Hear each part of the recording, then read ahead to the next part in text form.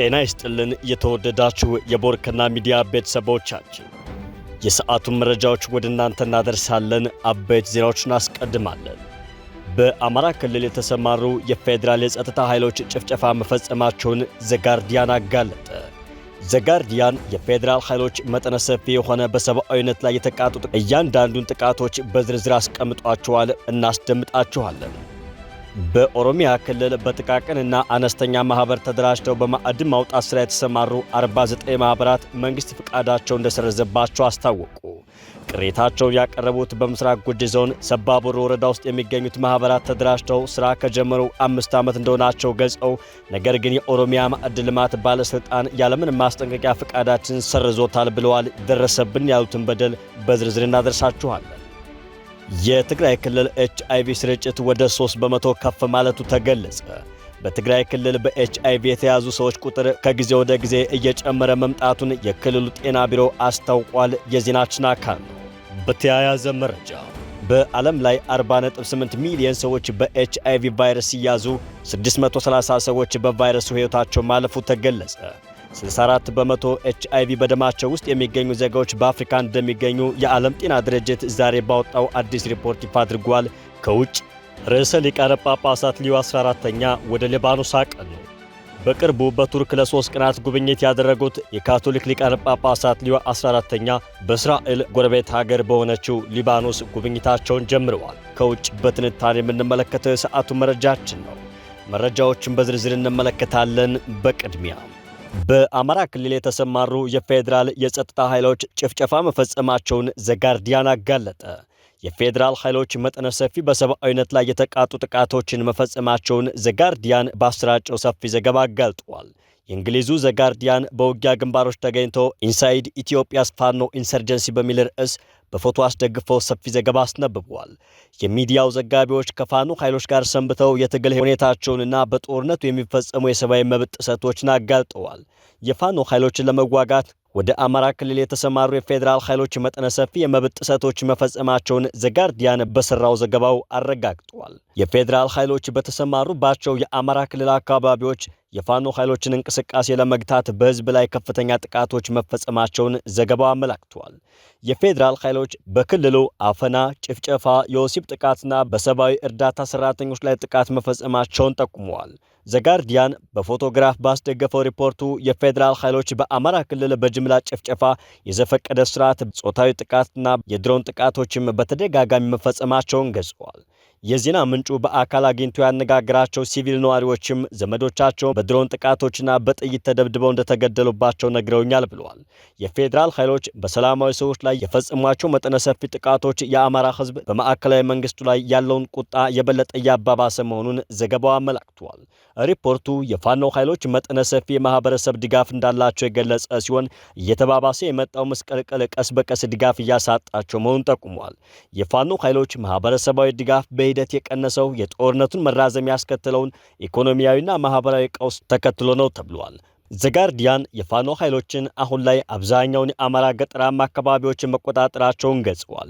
በአንጻሩ የፌዴራል ኃይሎች ግን በአብዛኛው በዋና ዋና ከተሞች ብቻ የተገደበ ቁጥጥር እንዳላቸው የጠቆመው ዘገባው አብዛኛዎቹ የክልሉ አካባቢዎች ከመንግስት ቁጥጥር ውጭ ናቸው ብለዋል። የፋኖ ኃይሎች በተቆጣጠሯቸው አካባቢዎች ተጨማሪ ኃይል እያደራጁ መሆኑን ዘገባው አመላክቷል። የአማራ ክልል ጦርነት ሲቀሰቀስ የፋኖ ኃይሎች ከመንግስት ጋር ውጊያ የገጠሙት 20 ሺህ ገደማ ተዋጊዎችን በተበታተነ አደረጃጀት ይዘው እንደነበር ዘጋርዲያን አስታውሷል። ከ2 ዓመት በላይ ከፌዴራል ኃይሎች ጋር ውጊያ ላይ የሚገኙት የፋኖ ኃይሎች ትግል የአማራን ማንነት ተኮር ጥቃት ከማስቆም ጋር የተገናኘ መሆኑ በዘገባው ተገልጿል። የፋኖ ኃይሎች የተነሱበትን የትግል ዓላማ ለማሳካት የአማራ ክልልን ሙሉ በሙሉ ከመቆጣጠር የጠቅላይ ሚኒስትር አብይ አህመድን መንግስት እስከ መገልበጥ እንደሚደርስ ዘጋርዲያን በዘገባው አመላክቷል።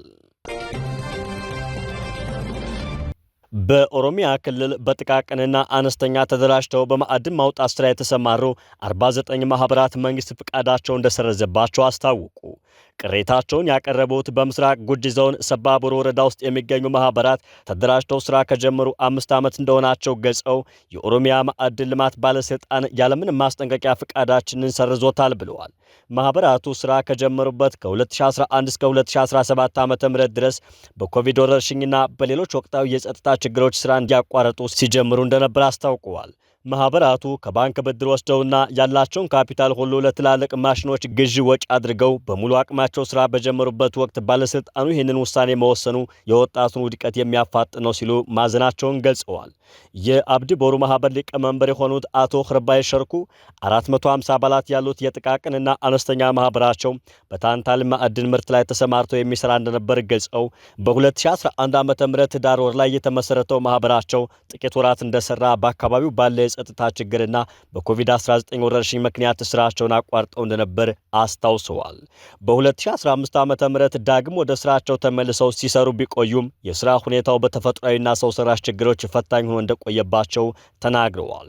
ሌላኛው የቡርቃ ኢባ ጥቃቅንና አነስተኛ ማህበር ሊቀመንበር የሆኑት አቶ ሎክዋጅ ማህበራቸው 222 አባላት ያሉ ሲሆን በ2011 ዓ.ም ተመስርቶ በታንታለም ሊቲየም፣ ፊልድፖር፣ ኮረማይትና ሌሎች ማዕድናት አምርተው ለገበያ ለማቅረብ ተደራጅተው ሲሰሩ እንደነበርም ገልጸዋል። ከተደራጁ አንድ ዓመት ሳይሞላቸው 2012 ዓ.ም በኮቪድ-19 ወረርሽኝና በአካባቢው ባለው የጸጥታ ችግር ምክንያት ለተከታታይ 3 ዓመት ስራቸውን አቋርጠው በ2015 ዓ.ም ዳግም ወደ ስራ መመለሳቸውንም ተናግረዋል። የማህበሩ የስራ ፍቃድ 5 ዓመት ሲሞላው በ2016 ዓ.ም ለቀጣይ 5 ዓመት ዳግም በኦሮሚያ ማዕድን ልማት ባለስልጣን እንዲታደሰላቸው አስታውሰው ነገር ግን ባለፈው ነሐሴ ወር 2017 ዓ.ም ስራ እንዲያቆሙ የሚያዝ ደብዳቤ ከኦሮሚያ ማዕድን ልማት ባለስልጣን እንደደረሳቸው አብራርተዋል። ባለስልጣኑ ስራ ለማስቆም እንደ ምክንያት ያስቀመጠው በዘርፉ ህገወጥነት ተንሰራፍቷል፣ አዲስ የህግ ማዕቀፍ እስከሚበጅለት ድረስ አቁሙ እንደተባሉ የማህበሩ ሊቀመንበሮች ተናግረዋል። ሊቀመንበሮቹ አክለውም ከብዙ ጣውረድ በኋላ ማዕድን ማውጣት ደረጃ ላይ ስንደርስ ባለስልጣኑ መከልከሉ ለብዙ ኪሳራ አጋልጦናል። ይህም ሲባል ሰርተን እንመልሳለን በሚል ሐሳብ ከፍተኛ የባንክ ብድር ዕዳ እንዲሁም ለትላልቅ ማሽን ግዢዎች የወጡ ወጪዎችን ሳመልስ ስራ ማቆማችን ለኪሳራ ዳርጎናል ሲሉ የደረሰባቸውን ግፍ በቁጭት ስሜት አስረድተዋል። ማህበራቱ መንግስት በ2016 ዓ.ም ያደሰላቸውን ለ5 ዓመታት የሚቆየውን የሥራ ፍቃዳቸውን እንዲያስቀጥልላቸው ተማጽነዋል። ከአብዲ ቦሩና ቡርቃ ኢባ ማህበር በተጨማሪ ሌሎች ማህበራትም በተመሳሳይ መልኩ ስራ ውስጥ ገብተው ብዙ ሳይቆዩ ፍቃዳቸው መስረዙን ገልጸው ለከፍተኛ ኪሳራ መጋለጣቸውን አብራርተዋል። ቅሬታ የቀረበባቸው የምስራቅ ጉጂ ዞንና የኦሮሚያ ማዕድን ልማት ባለስልጣን በማህበራቱ ላይ ስለተፈጠረው ችግር ማብራሪያ ቢጠየቁም ከመስጠት ተቆጥበዋል። የትግራይ ክልል ኤችአይቪ ስርጭት ወደ 3 በመቶ ከፍ ማለቱ ተገለጸ። በትግራይ ክልል በኤችአይቪ የተያዙ ሰዎች ቁጥር ወደ 3 በመቶ መጨመሩን የክልሉ ጤና ቢሮ አስታውቋል። በክልሉ በኤችአይቪ የተያዙ ሰዎች ቁጥር በ3 በመቶ ጨምሮ የተገኘው ከጥቅምት 2017 ዓ.ም እስከ መስከረም 2018 ዓ.ም ባሉት ጊዜያት በተደረጉ ምርመራዎች መሆኑን ቢሮው በሪፖርቱ ገልጿል። በቫይረሱ ከተያዙ ሰዎች መካከል ባለትዳሮች ከፍተኛውን ቁጥር የያዙ ሲሆን ፍቺ የፈጸሙ ሰዎች በሁለተኛ ደረጃ ላይ እንደሚገኙ ሪፖርቱ ጠቅሷል። በቢሮው የሁሉን አቀፍ የኤችአይቪ መከላከልና መቆጣጠሪያ ዘርፍ ዳይሬክተር ፍስሐ ይማነ ከጦርነቱ በፊት በክልሉ ውስጥ በቫይረሱ የተያዙ ሰዎች ምጣኔ 1.43 በመቶ እንደነበር አስታውሰዋል። በጦርነቱ ከፍተኛ የመስፋፋት ዕድል ያገኘው ቫይረሱ ስርጭቱ በአሁኑ ወቅት ከክልሉ ሕዝብ 3 በመቶ ያክሉ በቫይረሱ መጠቃቱን ተናግረዋል። በትግራይ ክልል አብዛኛዎቹ በኤችአይቪ ኤድስ ቫይረስ እየተያዙ ያሉት ባለትዳሮች መሆናቸውን ሪፖርቱ ያመለክታል። የክልሉ ጤና ቢሮ በ46 የጤና ጣቢያዎች ላይ አደረኩት ባለው ጥናት መሰረት በክልሉ አብዛኛዎቹ በኤችአይቪ ኤድስ የሚያዙት ባለትዳሮች መሆናቸው መግለጹን የክልሉ መንግስት የሚያስተዳድረው ትግራይ ቴሌቪዥን ዘግቧል። ከቫይረሱ ተጠቂዎች መካከል ከፍተኛው ድርሻ የሚይዙት የቀን ሰራተኞችና አርሶ አደሮች መሆናቸው የስርጭቱን ስጋት አስፍቶታል የተባለው በክልሉ ያለው የቫይረሱ ስርጭት ደረጃ በአፋጣኝ መግታት ካልተቻለ በወረርሽኝ ደረጃ ከዚህ በላይ ሊስፋፋ እንደሚችልም ተጠቁሟል። በኢትዮጵያ የኤችአይቪ ስርጭት በተለይ ግጭትና ጦርነት ባለባቸው አካባቢዎች እየሰፋ መሆኑ ሲገለጽ ቆይቷል። በሀገር አቀፍ ደረጃ የቫይረሱ ስርጭት 0.85 በመቶ መሆኑ ቢገለጽም ካለው መዘናጋትና አባባሽ ሁኔታዎች አንጻር ከዚህም በላይ ሊያሻቅብ እንደሚችልም ተጠቁሟል። በኢትዮጵያ ከ600 ሺህ በላይ ዜጋዎች በኤችአይቪ ቫይረስ የተጠቁ ሲሆን አሁን ላይ የተቀናጀ ምርመራ ቢደረግ ከዚህም በላይ ሊሆን እንደሚችል ባለሙያዎች ይገልጻሉ። ቫይረሱ ከዚህ ቀደም ከሚሰጠው ትኩረት አንጻር ባለፉት 4 እና 5 ዓመታት ውስጥ ከፍተኛ መዘናጋት መኖሩ ተመላክቷል። በተያያዘ መረጃ በዓለም ላይ 40.8 ሚሊዮን ሰዎች በኤችአይቪ ቫይረስ መያዛቸውና 630 ሺህ ሰዎች በቫይረሱ ሕይወታቸው ማለፉ ተገለጸ። ከነዚህም 64 በመቶ የሚሆኑት ኤችአይቪ በደማቸው ውስጥ የሚገኙ ዜጎች በአፍሪካ እንደሚገኙ የዓለም ጤና ድርጅት በዛሬው ዕለት ባወጣው አዲስ ሪፖርቱ ይፋ አድርጓል። የዓለም ጤና ድርጅት በዓለም አቀፍ ደረጃ 40.8 ሚሊዮን ሰዎች ኤችአይቪ በደማቸው ውስጥ ይገኛል ያለ ሲሆን ከግማሽ በላይ የሚሆኑት ደግሞ በአፍሪካ የሚገኙ ናቸው ብለዋል። ድርጅቱ ዛሬ ባወጣው ሪፖርት የገንዘብ ድጋፍ ቅነሳ አገልግሎቶችን ያስተጓጉለና ኤዲስን እንደ ማህበረሰብ ጤና ስጋት ለማጥፋት እየተደረገ ያለውን ጉዞ አደጋ ላይ እንደጣለው አስታውቋል። ይህ መረጃ ይፋ የሆነው ዛሬ ታህሳስ 1 ቀን 2025 የሚከበረውን የዓለም ኤዲስ ቀን ምክንያት በማድረግ ነው። የድርጅቱ ሪፖርት እንደሚያመላክተው ከሆነ በ2024 በአፍሪካ 26.3 ሚሊዮን ሰዎች ኤችአይቪ በደማቸው ውስጥ የነበረባቸው ሲሆን በዚሁ ዓመት 650 ሺህ አዳዲስ ሰዎች በኤችአይቪ ተይዘዋል ብሏል። 380 ሺህ የሚሆኑ ሰዎች ደግሞ ከኤችአይቪ ጋር በተያያዙ ምክንያቶች ሕይወታቸው ማለፉን አስታውቀዋል። በዚያው ዓመት በዓለም አቀፍ ደረጃ 1.3 ሚሊዮን አዳዲስ ሰዎች በኤችአይቪ ኤድስ ሲያዙ 630 ሺህ ሰዎች ደግሞ ከኤችአይቪ ጋር በተያያዙ ምክንያቶች ሕይወታቸው አልፏል ነው የተባለው። የዓለም ጤና ድርጅት ከ2010 ጀምሮ አዲስ የቫይረሱ ስርጭት በ40 በመቶ እንዲሁም ከኤችአይቪ ጋር የተያያዙ ሞቶች በ54 በመቶ መቀነሳቸውን ጠቅሶ በቅርቡ የተደረጉ የውጭ እርዳታ ቅነሳዎች ግን እነዚህን ድሎች ሊቀለብሱ እንደሚችሉ ያለውን ስጋት አስቀምጧል።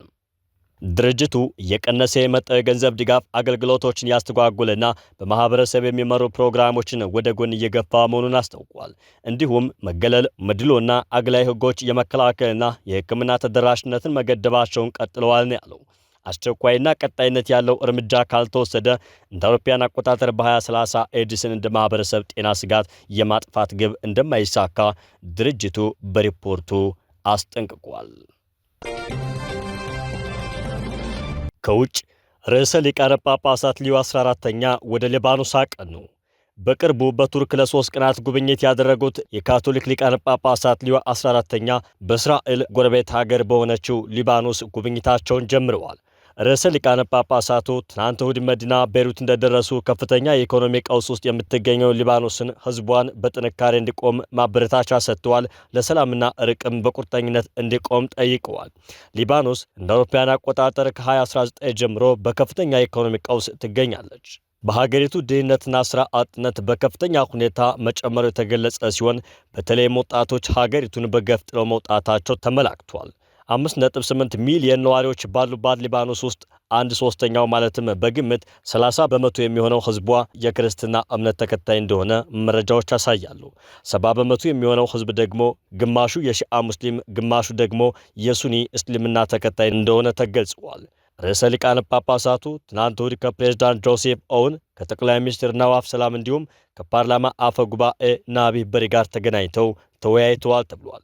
ሊዮ 14ኛ ከቤይሩት ዓለም አቀፍ አውሮፕላን ማረፊያ ወደ ቤተ መንግስት ሲያመሩ መንገድ ዳር ሆኖ በጉጉት ሲጠብቃቸው የነበረ በርካታ ህዝብ የሊባኖስ ባንዲራን በማውለብለብ የእንኳን ደህና መጡ መልእክቶችን ይዘው መልካም ምኞታቸውን ገልጾላቸዋል። በአሁኑ ወቅት በሊባኖስ ያለው የጸጥታ ሁኔታ አሳሳቢ በሚባል ደረጃ ላይ መሆኑ ተዘግቧል።